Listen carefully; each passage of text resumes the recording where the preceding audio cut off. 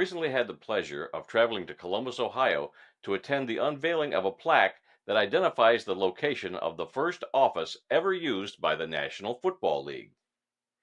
This all came about because of this book, which was published in 2010 called Joe F. Carr, The Man Who Built the National Football League.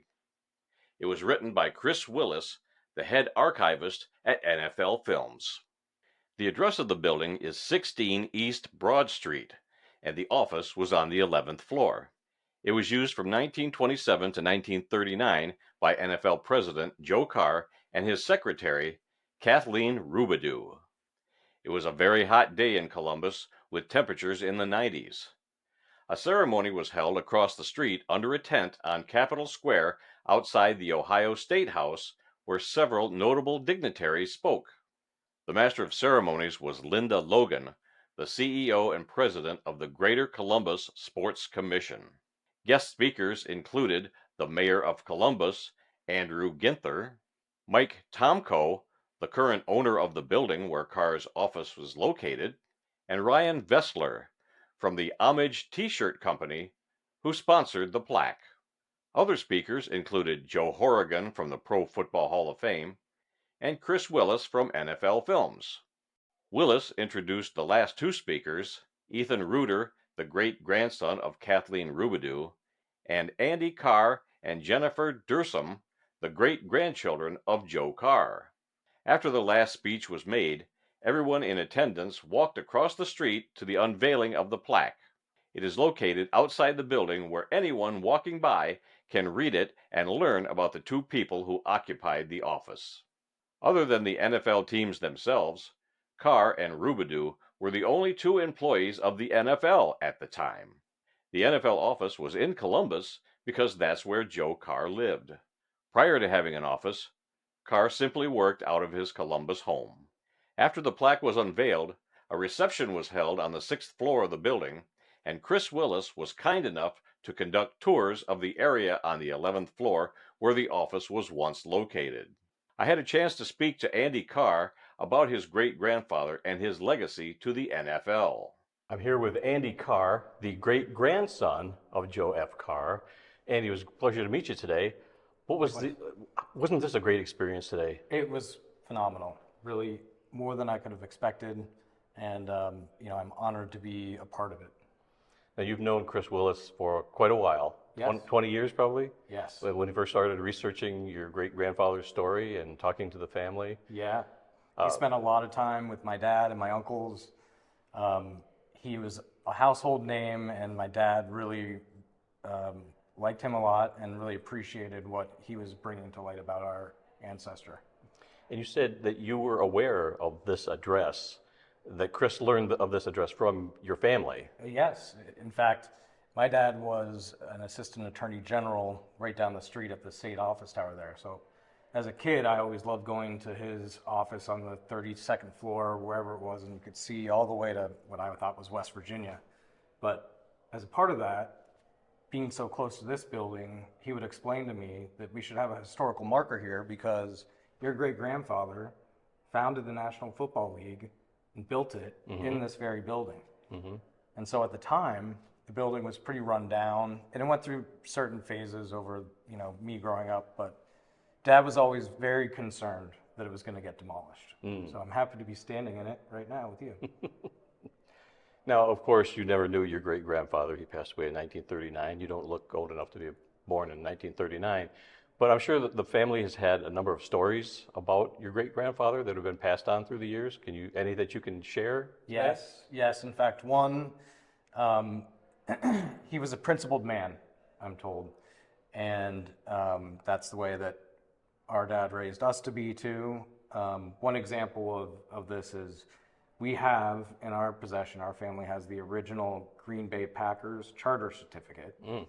And we have it because Joe Carr took it back from them because they were, and I'm not sure about the facts here, but I believe, as I recall, they were violating free agent rules, is what I remember. Yes. So he went ahead and, as a principled man, revoked that, and I guess they never gave it back. So, yeah. I remember that story from Chris's book. Yes, the Packers were kicked out of the NFL after 1 year for using players that were not on their team. And yeah, yes, Joe F. Carr was a stickler for the rules, if nothing else. And that's when Curly Lambeau took over the field, or the team the next year. And so with Curly Lambeau in charge, the team was let back into the NFL. And the rest is history, as Yep. they say. So, Pretty incredible. yeah.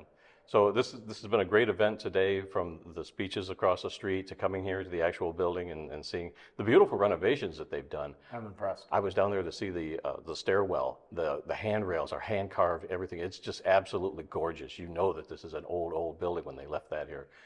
So to be in this building where Joe F. Carr did all the work for the NFL for so many years is incredible. I agree with that. I mean, all the stories my dad told me about it growing up, and being here finally to know it's not demolished and it looks extremely handsome inside is quite something. Yeah.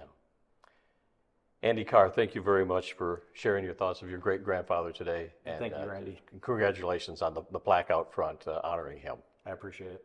I also got to interview Chris Willis on the 11th floor in the spot where Carr's office once stood. I'm here with the man who literally wrote the book on Joe F. Carr, Chris Willis. And Chris, where are we standing right now? Or where do we believe we're standing? Well, right now we're standing on the 11th floor of the building at 16 East Broad Street in Columbus, Ohio. In the background, we have the State House, where the governor calls home. This was the office of Joe Carr. From 1927 to 1939, it was the first NFL office building where they had an address and a location. Before that, he worked out of his house. But that's where we are. We're actually 11th floor, kind of in the same spot, but maybe where he had his official office. Yeah, so you're thinking that his office was here in this corner, and his secretary, Kathleen Rubidoux. I knew I was going to pronounce that wrong. Rubidoux, and she had a little office just outside of this, and there was a hallway that went down that way. Yeah. So the building's been recently renovated. It's gorgeous, but this is quite a historic room, and I wanted to record this interview with you here. I may never be here again, but it's so cool to think that this was Joe Carr's office. All the decisions he made and the problems he had to deal with were done right here in this room. And this was the view he had. Yeah, I mean, it's a far cry from Park Avenue now Yeah. in New York. Right. But it was only two offices, like you said. Right. The front office was just for Kathleen, and her desk and job. And then the second room was for him, which really was a desk with some filing cabinet. I mean, it wasn't that big. So to think of where the NFL has come from, Right. and to say, oh, you know what? This office had a lot of history. Several owners would make their way to Columbus. Right. The train station used to be a couple blocks down. So George Hallis, Curly Lambeau, John Mara, all these, Art Rooney would actually walk down Broad Street and come around, come in the building and visit with Joe. So it's a really great piece of history, especially for the city of Columbus. But for the NFL and what it's meant, especially for Joe Carr's presidency. And we're here today because there was a ceremony earlier right across the street in the front yard of the state building there, where the mayor spoke and several people, including yourself, spoke. The family members of Joe Carr and Kathleen's family spoke. It was a great little ceremony, and then we came across the street and dedicated the plaque right outside the door here of this building. It looks great. A great picture of Joe, great picture of Kathleen, the two members that were the NFL. Other than the teams and the owners, they were the NFL at one time. Yeah. Now, it's pretty amazing. I mean, not just that there was only two people, but one was a female too. The first woman to work for the NFL, and Kathleen Rubidoux. So it was important to me and for our group, who put the plaque together, to include photos. Right. We wanted to, catch people's eyes. It sits across the State House. Is a busy intersection here, at Broad and High in Columbus. So if you're walking by and you see it, you can, the photos will grab your attention. So to include both of them was very important, and we were able to accomplish that. And the plaque just looks tremendous in the spot, and you can take a look at it, read about both of them, and maybe do some more research on, oh wow, wait, the building was there, and the NFL's there, and these two people ran it. Yeah. Now we have, I don't know, 2,000 employees in the NFL, but for a long time, it was just two in a small office in Columbus.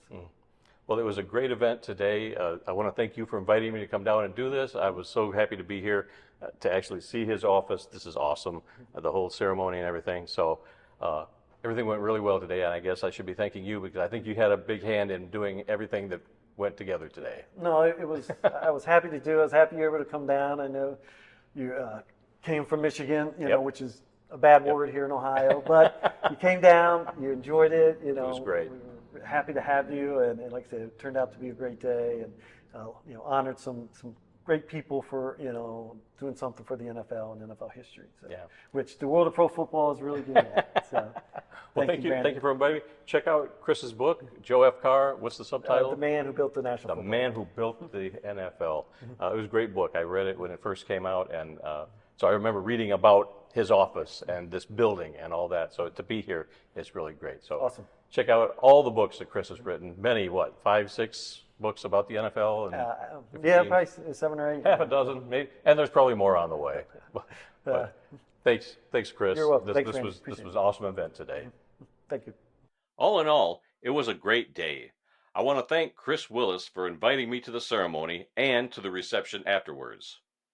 Canton, Ohio may be the home to the Pro Football Hall of Fame, but Columbus is now officially recognized as the city where the NFL had its first office. Oh, by the way, while I was in Columbus, I made a visit to the final resting place of a college football coaching legend. But that is a story for another day. So be on the lookout for the next episode of Have Grave Will Travel. Until then, keep your eye on the goal line, and we'll see you down the road.